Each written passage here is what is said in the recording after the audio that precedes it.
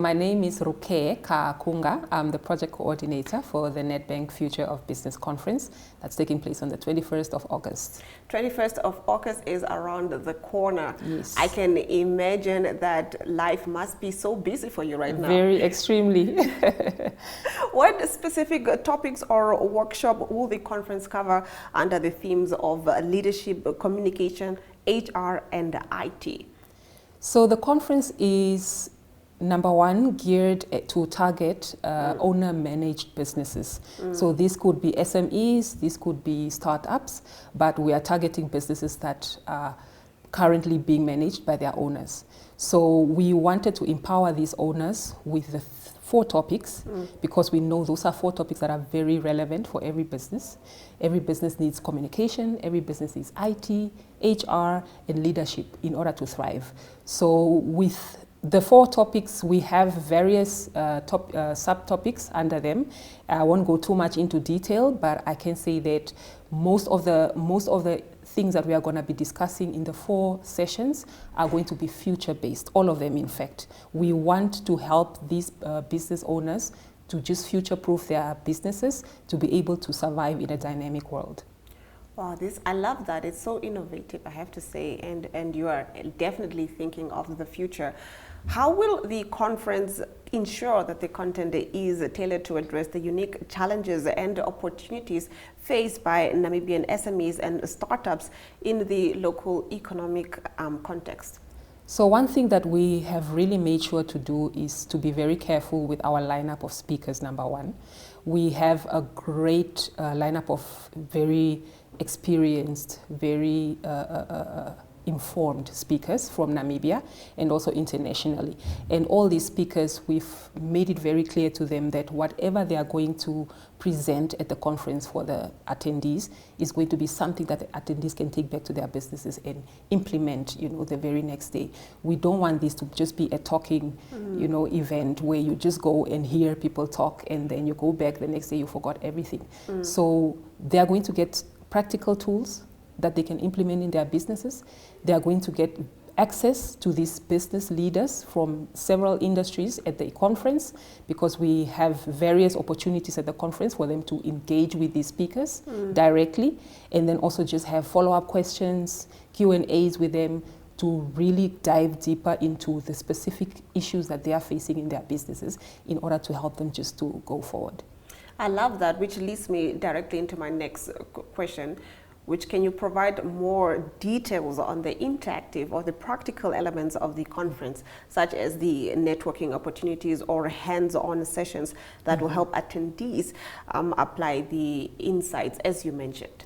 So two things that I can mention that are quite exciting that are going to happen at the conference. The number one thing is we have a master class, for example, in our communications session, a master class by a lady called Tatiana Ndlovu. She's the Nedbank Africa Group Head of Communication and Marketing.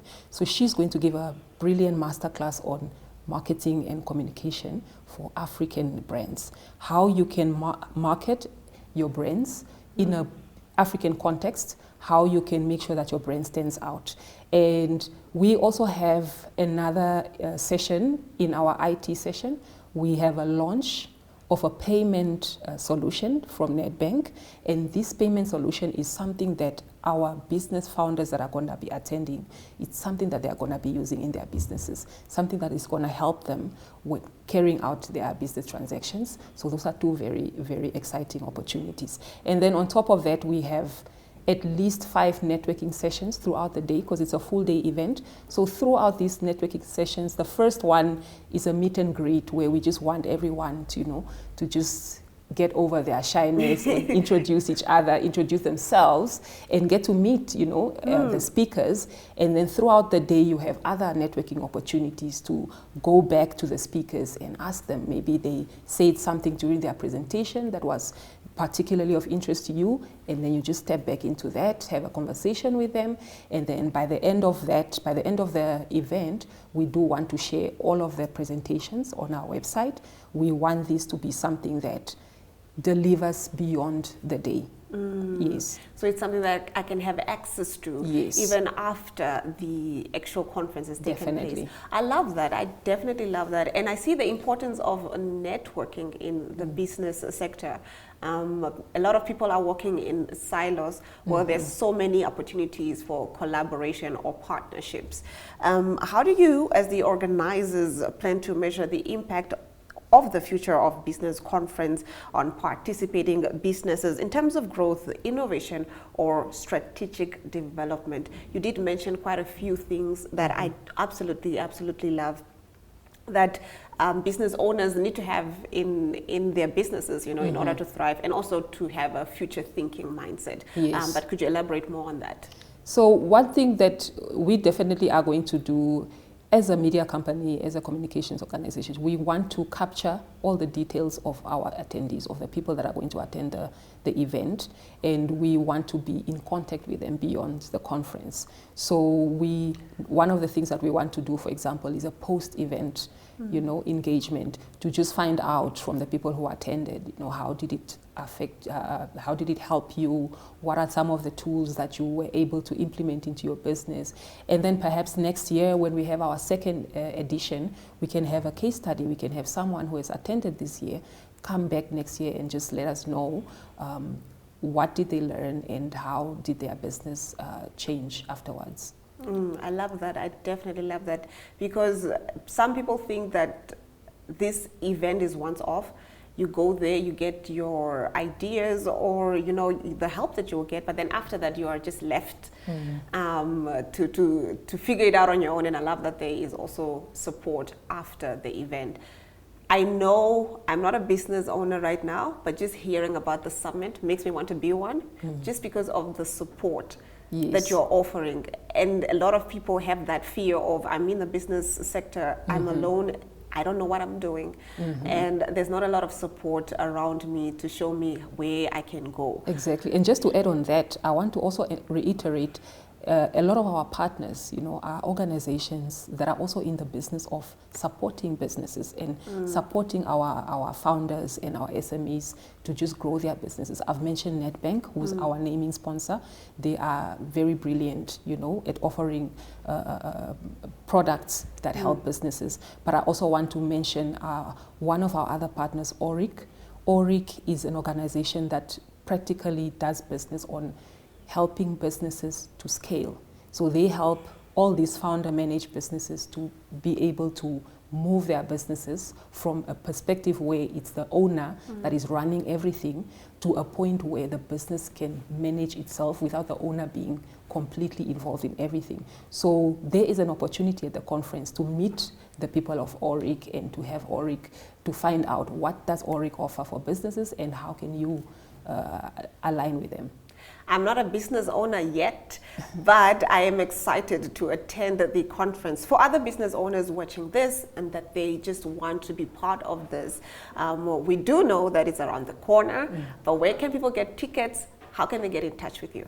So tickets available on eticket.my.na for only 800 Namibian dollars. For more information, you can go to our website, thefutureofbusiness.com.na, or you can contact me at Future Media, ruke@futuremedia.com.na. Oh, wow. Thank you. Yes. I will definitely be in touch in the future. Before I let you go, any final words that you have to the audience? I just want to encourage all our founders that are watching this. If you are a founder of a SME, a startup, please buy your tickets. Please come to Drombos on the 21st of August. You won't regret it. It will be a full day of so much insightful information and so many practical tools that you can take back to reinvest into your business, to just make sure that you future-proof your business for the future. All right, thank you so much, Ruke. We will be right back with more Business 7 on the other side of this.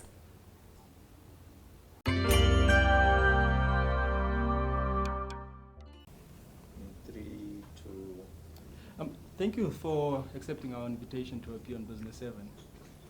Thank you very much. Nice to be with you. You took over the NAC, and I would assume it's a company that had its fair share of problems. just describe now in terms of operations what's been done from a revenue side and how the airports company has been able to perform. Yeah. Now again, thank you for having me here. As you will recall, I spent 10 years at the Namibia Ports Authority, NAMPORT, and then joined the NAC in 2019. At the time I joined the company, as you indicated again, the company was going through its fair share of challenges. But of course, we know that challenges are everywhere, so this was not exceptional. So when I took over the mantle here, there were a lot of questions around me coming in terms of why now, why you, but I've always indicated that it's good for Namibians to tackle their challenges heads on. As a collective, we must work together to address problems that face our nation, our institutions, and then together I'm sure we can resolve them. And that's the attitude with which I came to this company. At the time I came here, there were significant challenges amongst staff members, between the staff and the board, within the board, and of course engagement with our stakeholders. I'm happy to say that we have addressed quite a number of those challenges. Of course, challenges will continue to be there. But since I joined, there is also a new board, and I can very comfortably say that we have a very positive and healthy working relationship between the board and management. The board is chaired by Dr. Hangala, Assistant Business Executive, somebody who knows how to run business, who knows what this country needs. And I'm very grateful for the guidance and support that we get from the board. We have built significant positive relations with them. And today we are able to really engage openly, both with our local stakeholders, but also our international stakeholders. We have taken a conscious decision in various phases. Number one, on staff issues, we have agreed that we need to address issues of our culture, the way we relate to each other as employees, the way we tackle our responsibilities, our mandate. So we embarked upon what we call a culture change project, and we involve all the employees to really talk about what we are doing, what challenges we have, and how we can collectively move forward. But also in terms of the commercial aspects, we have looked at how do we make our airport viable, and we established what we call Air Connect Namibia, which is a collaboration of Namibia Airports Company leading this initiative and working together with other key stakeholders, including the Namibia Tourism Board and NAPDB, the City of Windhoek, various tourism bodies, NCCI, etc. And the main mandate of this loose collaboration is really to sell Namibia as a tourism hub, as a business hub. And we have been extremely successful in engaging with various airlines to entice them to come to particularly Jose Gutago International Airport. We have seen the announcement recently by Edelweiss, which is a Swiss airline, that they will be coming to our country from next year onwards. They will bring tourists and business personalities from Europe. We have seen the increase in frequencies by SAA, Airlink, even Discover Airlines, which used to be, which is part of the Lufthansa Group. So we have seen a lot of interest. We have also received indications from Ethiopian Airlines that they would want to increase their frequencies. So we are very happy with the progress that we are making as Air Connect Namibia. And what we are telling the world out there is Namibia is the best country for tourism. There is great business opportunities here, and obviously our safe environment, political stability, all of that count in our favor in terms of bringing more business to our country. So I'm very excited about what we have been able to achieve over the past 6 years, and we look forward to great times ahead. Also, when I joined here, the ExCo team or the executive committee, I think we only have about 2 or so substantive members. I'm very happy to report now that I think within a year of me arriving here, we're able to fill all the vacant positions that were there, and we have a very dynamic team of executive committee members. Our Mango team is shaping up very nicely. So I think by and large, I'm very positive about the developments that we have achieved, but always there is more that needs to be done. I want to circle back in terms of operations, and traditionally SOEs are all have seemingly a drag on government, always coming to government, to Treasury with this begging bowl. From a business case, how successful would you say the initiatives that you have undertaken here have they been able to yield positive results? Have the revenues increased coming off of COVID, which also obviously impacted numbers coming into Namibia? Yes, I can confidently say that our revenues have increased. You know, COVID happened shortly after I joined. I came in the middle of 2019, and first COVID cases in Namibia were reported beginning of 2020. And when COVID hit us, unfortunately, we were amongst those industries that were the hardest hit. Sadly, we went through a very, very difficult patch. Fortunately, we were able to absorb those challenges because we had a little bit of cushion in our bank, so we were able to sustain the challenges of the time. We did not dismiss any employee. We did not reduce any staff benefits. So we carried our employees during very, very difficult times. I'm happy that by now we are pretty much back on track in terms of the passenger numbers pre-COVID, particularly the numbers from international travel that is coming through our international airports. So we have bounced back. Our revenue has also bounced back, and in fact better. Now we have surpassed half a billion revenue mark, and our government does come in terms of capital investment. Again, being a very capital intensive company, when we had to build new airports, we expect government to join us in terms of financing that particular development. But our operational costs, our daily cost, we are very much capable of carrying our own cost, and we are not reliant on government for us to run this company. Revenue is one thing. Would you is the NAC, as it is in its current state, profitable, or at least on its way to profitability? Yes, it is profitable. It is profitable. Last year, you will recall that we had 40 million after tax profit that was declared by, obviously through our financials, that was made public. So NAC is a profitable company. We are a very strong running concern, so we have no worries about the challenges that we are facing in terms of our profitability. At the launch of the NDP6, President Netumbo Nandi-Ndaitwah spoke ambitiously about the need to build airport infrastructure, or at least infrastructure to support air travel in Namibia. What are some of these projects that are being considered? You will recall that Namibia comes from a history of being a colonial country, a country that was colonized by South Africa, first by Germany and then South Africa. And our understanding is when this infrastructure was built at the time, it was not meant to be an infrastructure to support an independent country, both the airports, the seaports and other infrastructure.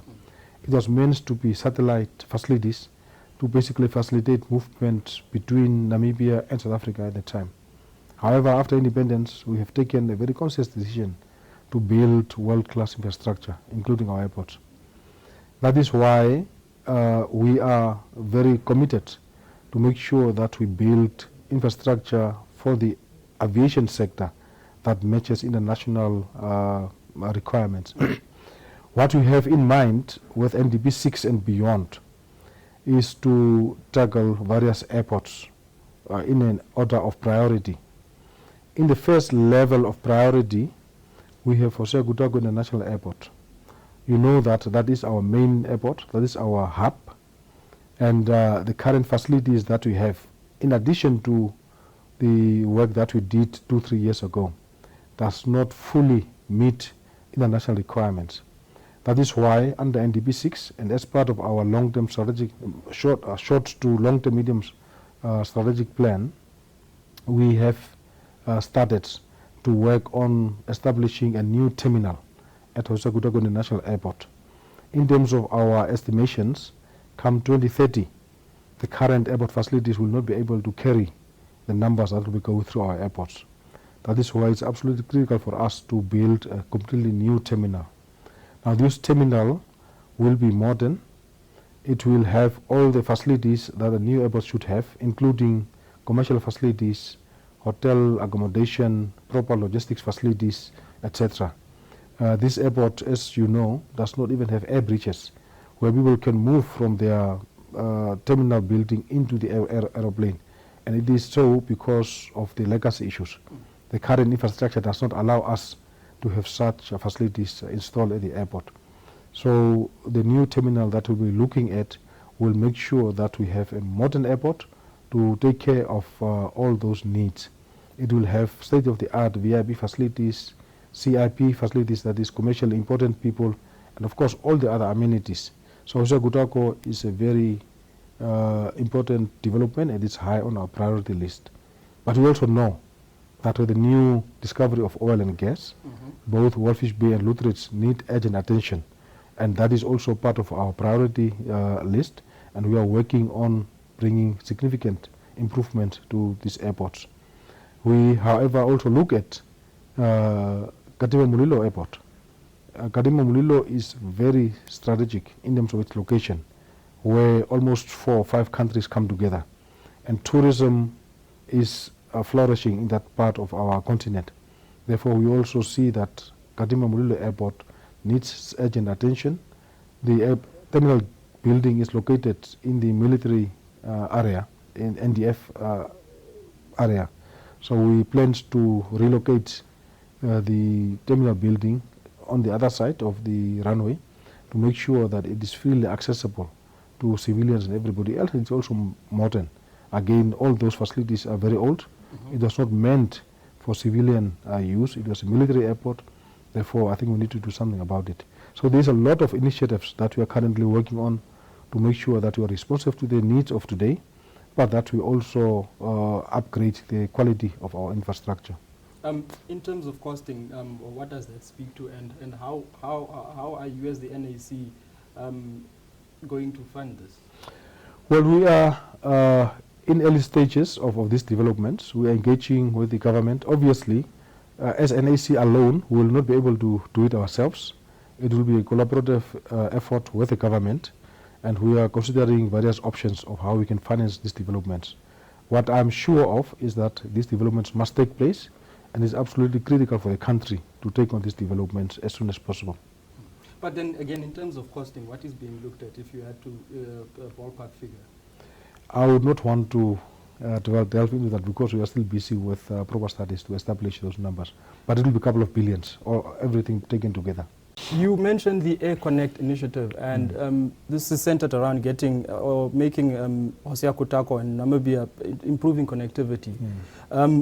And then comes the question or the issue of the revival of a national airline, which is one can say is probably a contentious issue. How does that play into it, and what are your feelings in terms of reviving? Let's call it Namibia for now. Yeah, just to make it clear, the government has taken a decision to revive a national airline, and as you're indicating, the indication so far from the government is that they're not talking about reviving Air Namibia, but bringing in a national airline. What the name of that airline would be, it's probably early days for now. We don't know. Why the national airline? Namibia is a vast country. From north to the south, or east to west, is huge, and government needs to provide services to all the people of this country. Businesses need to run. And as of now, where we are not connected by air with many towns, it's so costly, time-consuming for us to reach various parts of our country.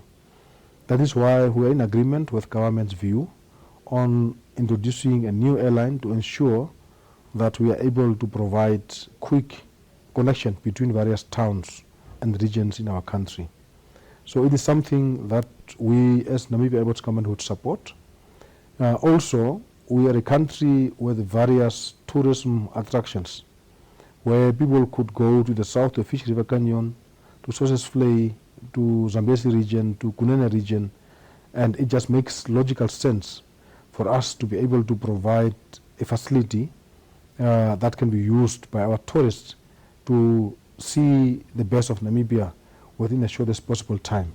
Therefore, it makes absolute sense for us to have a national airline that will also connect Namibia with our regional capital cities, with Botswana, Lusaka, Harare, and of course South Africa.